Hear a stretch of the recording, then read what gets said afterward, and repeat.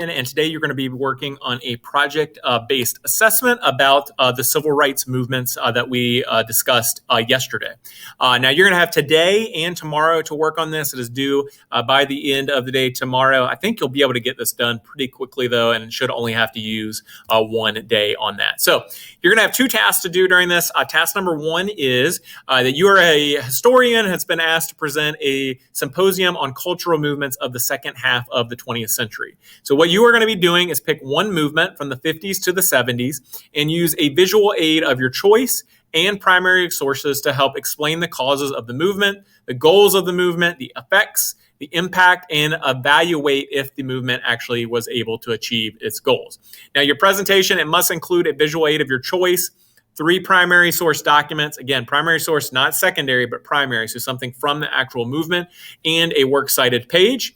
And the presentation must discuss the things that I just talked about there. Now, if you want to, you could choose to do this in a video. In the video, though, you do need to have some sort of visual aid with that, or you could just choose to do a Google Slides presentation if you wanted to do it that way. And you can actually record within a Google Slides presentation as well if you wanted to do that and share more information.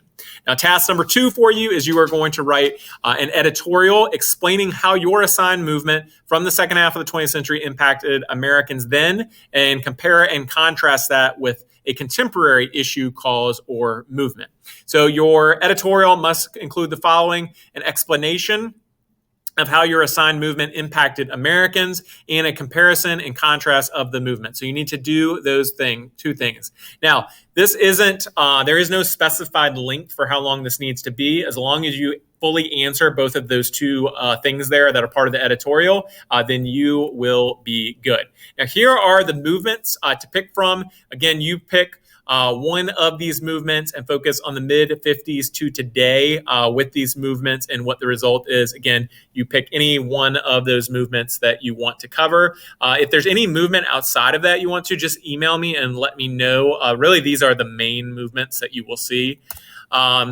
As far as turning in the project, turn in the whole project through a shared slides presentation. You can change the design and styling on that slides presentation because I didn't give it any special design at all.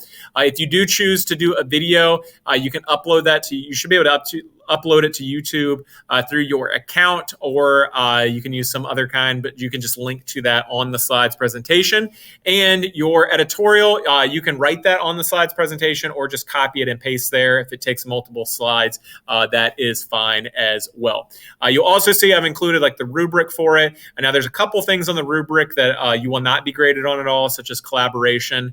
Again, if this was a normal school year, this would have been done as a group project in class.